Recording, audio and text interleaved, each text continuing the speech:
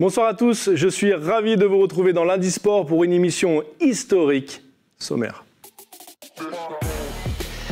La SAF remporte la première Ligue des champions d'Océanie féminine de l'histoire. Une performance XXL des joueuses de Coralie Bretonnier, la coach de la SAF que nous avons le plaisir de recevoir dans Lundi Sport, ainsi que sa capitaine Etsi Matao, élue joueuse de la compétition. Avec elle, nous parlerons de cette épopée de 4 matchs, 4 victoires lors de cette première Ligue des champions d'Océanie féminine et de cette victoire désormais historique. Le point actu aujourd'hui sera consacré à une légende du tennis, le Serbe Novak Djokovic, en remportant son 3e tournoi de Roland. Ce week-end se déroulaient les championnats de France en e-sport à Saint-Etienne et les Cagous, comme d'habitude, ont cartonné. On en parle dans la rubrique Cagou d'ailleurs. En cyclisme, c'est le Cagou Christophe Laurent qui se distingue sur la Gold Coast. Il termine premier du critérium amateur après une échappée au bon moment. On l'écoutera. Bonsoir à tous et bonsoir à toutes les deux. Bonsoir. Bonsoir. Alors vous êtes rentrés hier soir après un dernier match samedi en Papouasie. Est-ce que vous avez eu le temps de vous poser et de réfléchir à ce moment désormais historique? Pas vraiment. On est encore décalé.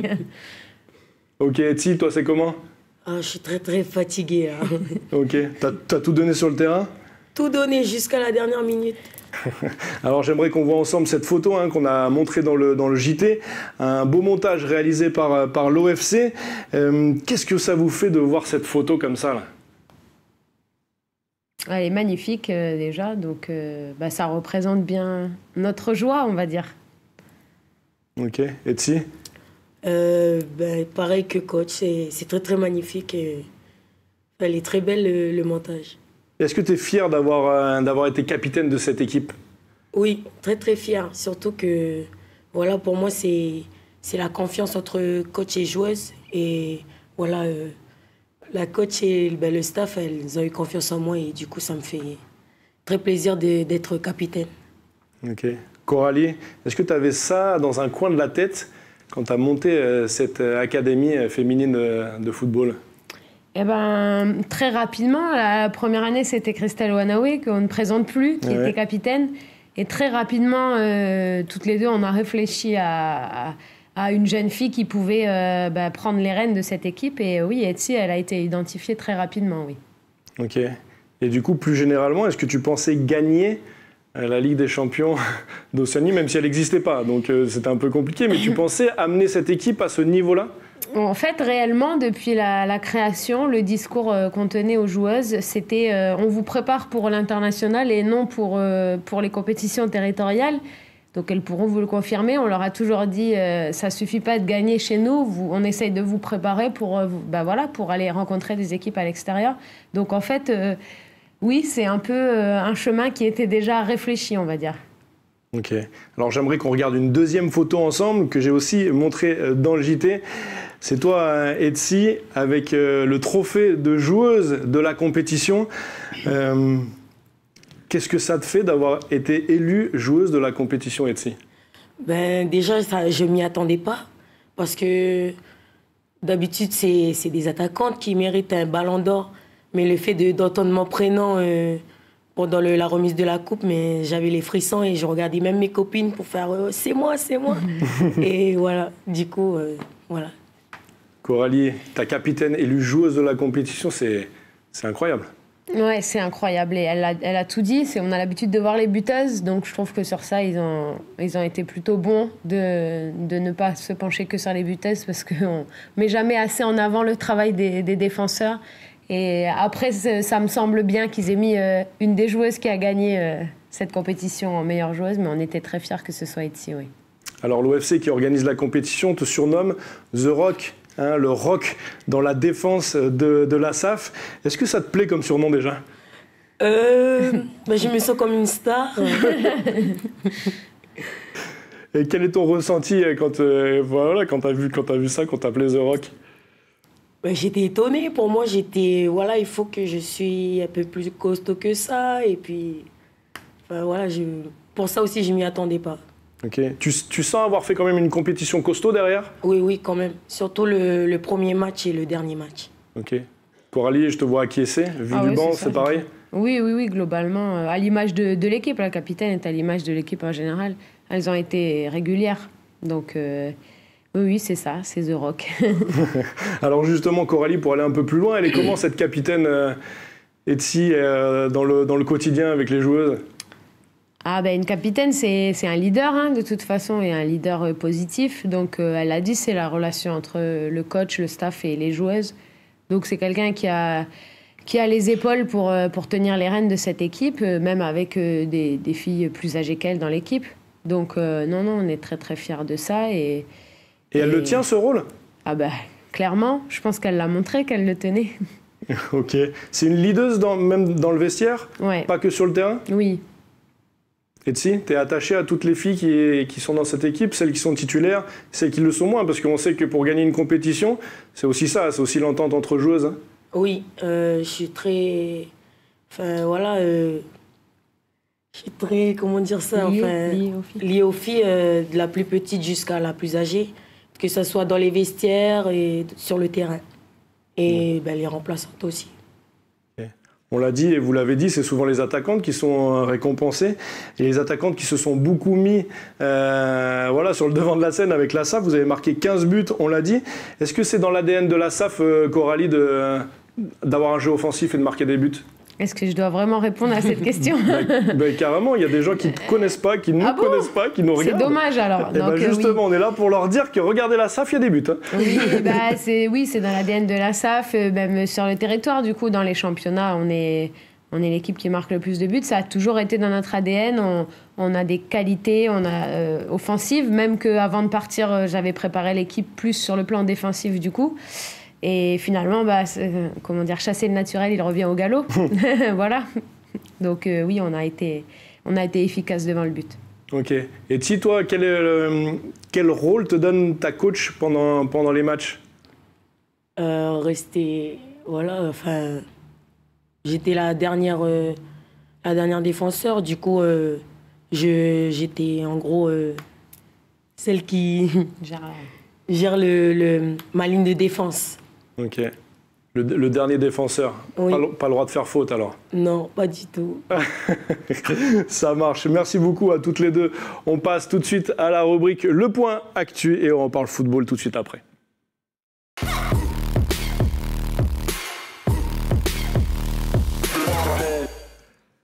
Novak Djokovic marque un peu plus l'histoire du tennis mondial. Le Serbe, remporté par le monde entier du tennis, il a tenu à dire quelques mots en français à la fin de son match.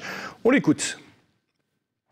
Merci une autre fois pour une atmosphère spéciale, merveilleuse. Je suis évidemment très heureux de partager ce moment. Félicitations au Serbe Novak Djokovic. Retour au football. Alors pour cette première Ligue des Champions d'Océanie, on l'a déjà dit, c'est 4 matchs, 4 victoires, 15 buts inscrits, 3 encaissés. Vous avez, on va dire, écrasé la concurrence. Alors vu les résultats, ça paraît facile. Est-ce que ça l'a été sur le terrain et sur le banc, Coralie? Non, pas du tout. Pas du tout. Ça n'a pas du tout été facile. On s'attendait à une compétition avec un niveau élevé.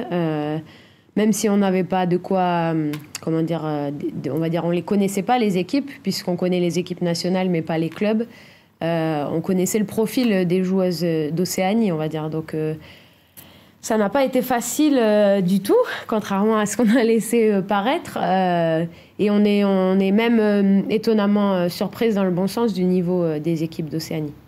Okay, c'est intéressant ce que tu dis. Finalement, il y avait, malgré ces écarts, parce que dans tous les matchs, il y a eu beaucoup de buts et des gros écarts. Du coup, c'était quand même serré. Sauf le premier. Sauf le premier, j'allais y revenir justement. Avant, je voudrais un petit ressenti de ta capitaine Etsi sur cette facilité apparente. Et du coup, sur le terrain, comme le dit Coralie, ça n'a pas forcément été facile?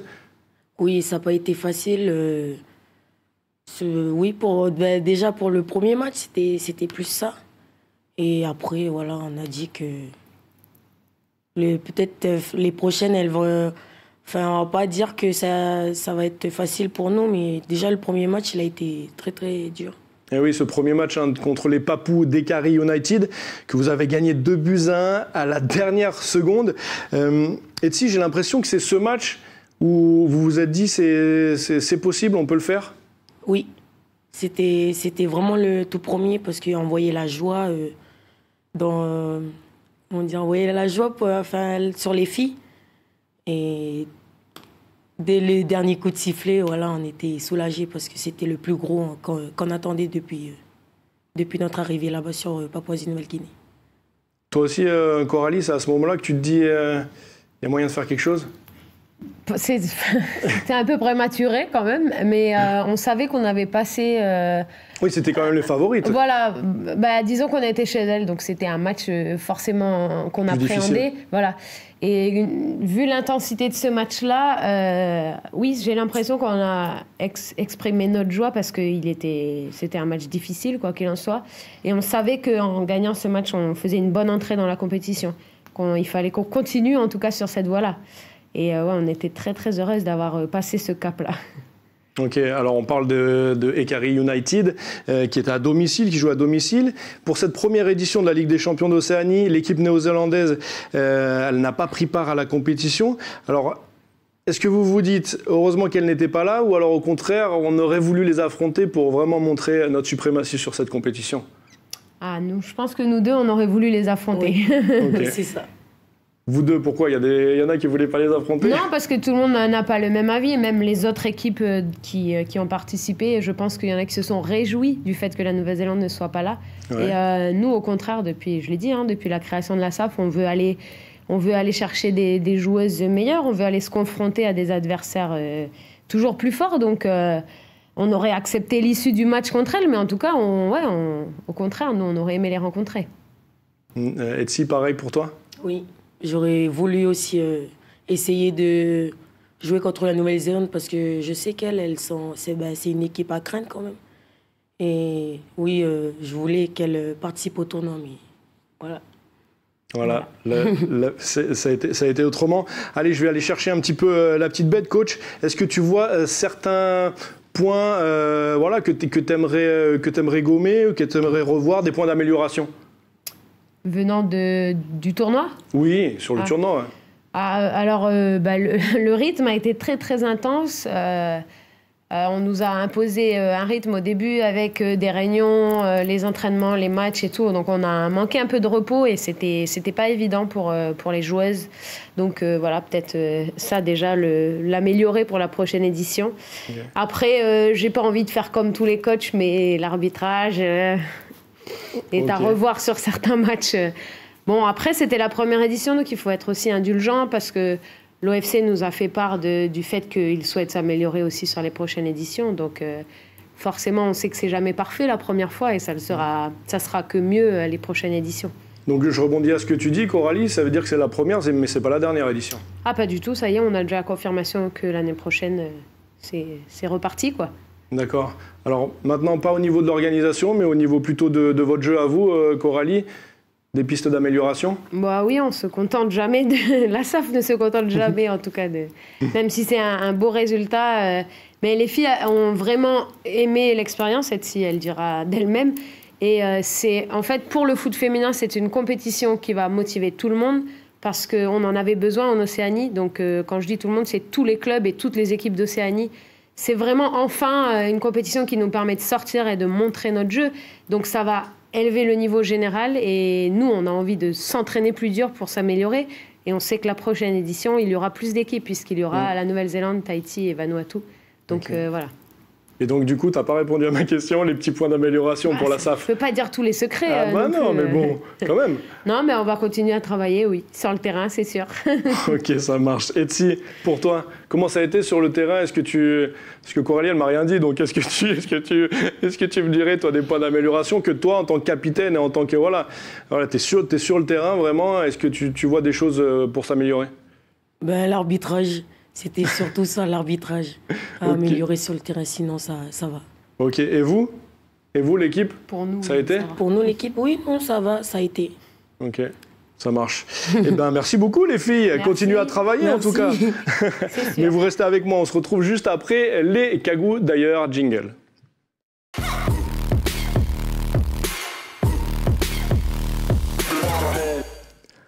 Athlétisme pour commencer cette page, Cagou d'ailleurs, en championnat de France, athlétisme handisport à Saint-Étienne en métropole.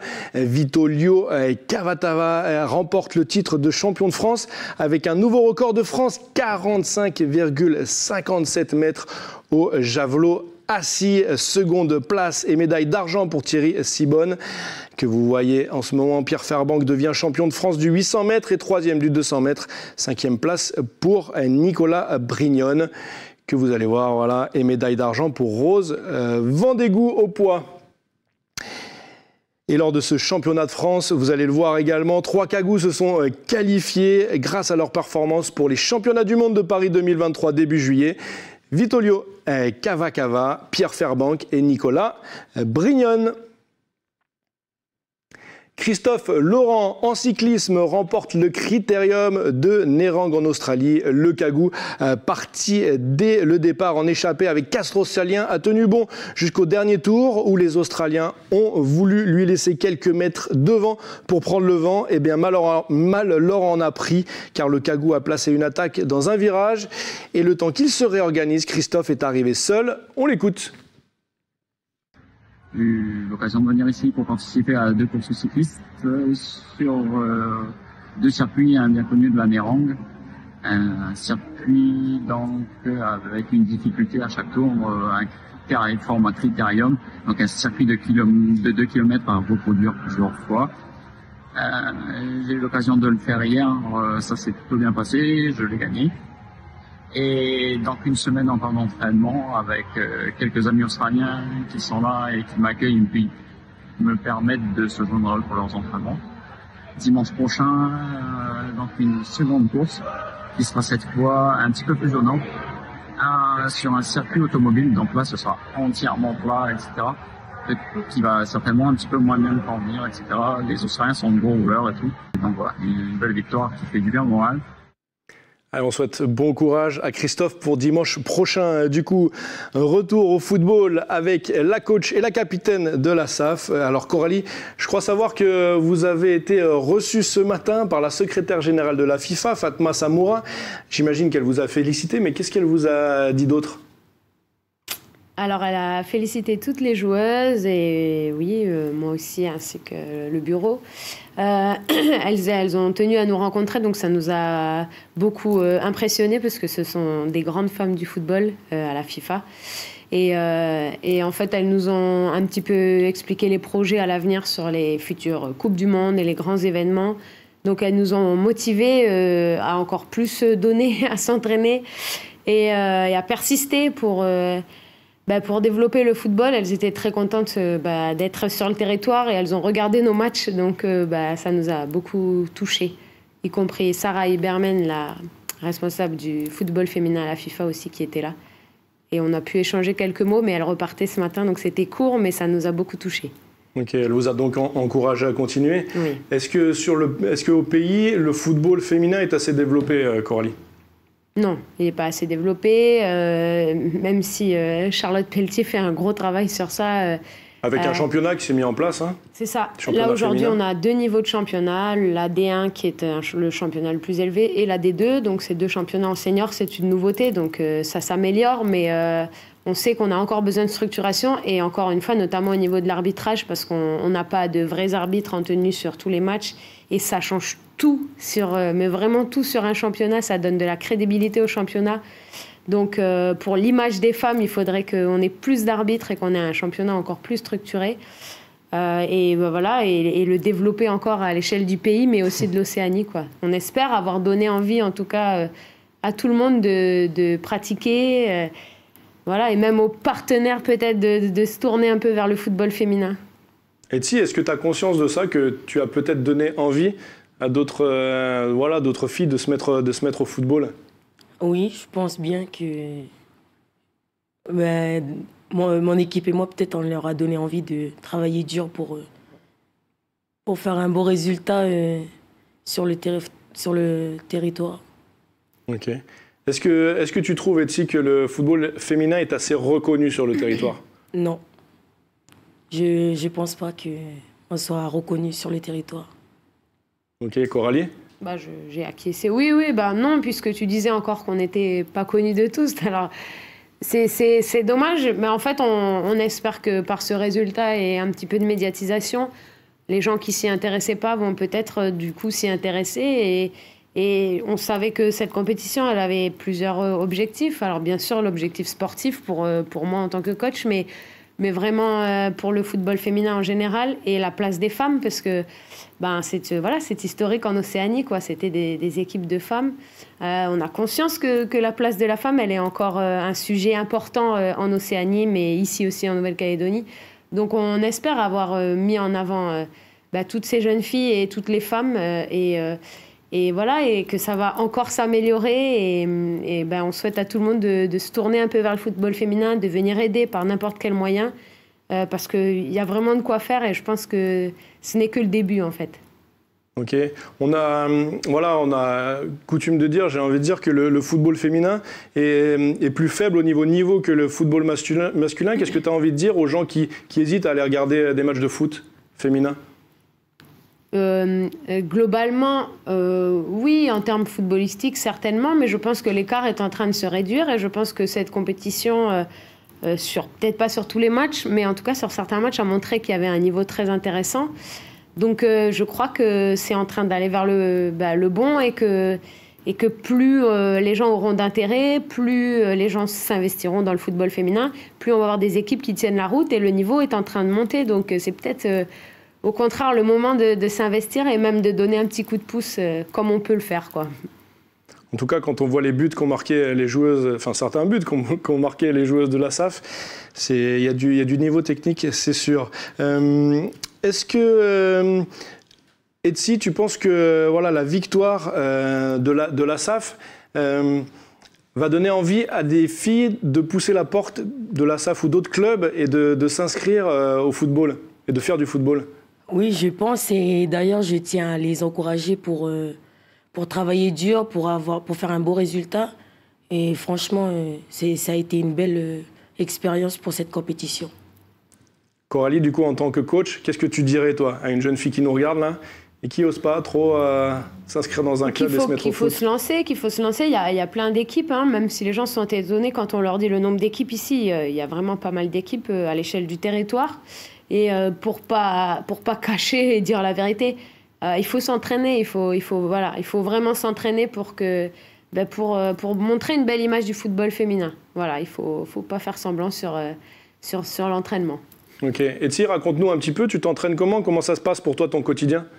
3 entraînements, 3 fois par semaine. Et les samedis, on enchaîne les matchs. Ok. 3 entraînements de combien de temps? De 1 heure, 1 heure et demie. Ok. Et du coup, ça te convient, toi? Oui, ça me convient. T'aimerais en faire plus? Oui. J'étais sûr que t'allais me dire oui.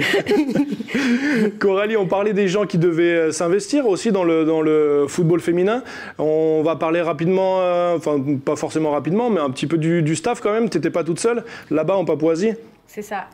J'ai eu un super staff que je remercie vraiment sincèrement. Et ils ont été, de par leurs compétences et leur travail, parce que c'est grâce à eux que les conditions ont été bonnes pour la SAF et je peux vous dire que ça, c'était très important, c'était réfléchi. On a fait le choix de partir avec un docteur et un kiné. On a eu 2 personnes extraordinaires qui ont géré les filles, qui ont permis une récupération. Je pense qu'on est une des seules équipes qui revient sans blesser. Donc c'est pour vous dire à quel point c'était important. Bien sûr, les 2 coachs qui m'ont accompagnée, donc Gilles Garcia, donc vous allez en entendre parler dans très peu de temps, et Denis Wanawe qui a pris en charge les gardiennes. Ensuite, on a eu Mary Bacaré qui était notre chargée de com et notre traductrice sur place. Et je peux vous dire aussi que c'était indispensable pour les interviews. L'OFC n'avait pas prévu de personne pour traduire. Donc, on aurait eu un gros problème de communication avec les médias. Faut se mettre à l'anglais, Coralie. Non, moi, ça va. Mais je parle aussi des joueuses qui étaient interviewées à chaque fois. Et tout le monde doit se mettre à l'anglais, de toute façon. Et on a eu Valérie Poigoun, la vice-présidente, qui nous a accompagnés, qui a fait donc la team manager, un travail d'intendance. Mais chaque personne avait énormément de travail. Donc voilà, toutes les personnes ont été très importantes et c'est pour dire qu'il faut aussi se donner les moyens humains pour encadrer une équipe, pour aller vers la performance. Parce que si on néglige ça, ça nous met dans des conditions de stress et compliquées qui nous empêchent de performer après sur le terrain. Tout ce qui peut simplifier les choses une fois sur place, c'est bon à prendre, quoi. Ah, c'est hyper important, ouais. Ok. Merci beaucoup les filles. Et Etsi, une dernière question. Qu'est-ce qu'il y a dans le coin de ta tête là, pour l'année prochaine, la Ligue des champions d'Océanie? Travailler dur et puis voilà, on continue à être à fond pour l'année prochaine, à mieux se préparer pour l'année prochaine. Parce que l'année prochaine, j'aime autant de vous dire que vous allez être attendus. Hein. C'est ça. Il faut d'abord regagner le championnat d'ici. Hein, c'est voilà. Ça, pour y participer, ouais, exactement. Voilà. Des rocs et de retour. Un dernier mot, Adrien. Vas-y. Je voudrais remercier tous les gens qui nous ont soutenus, les familles, les parents, les partenaires qui nous ont soutenus, parce que sans eux, on n'aurait pas pu réaliser ce projet-là.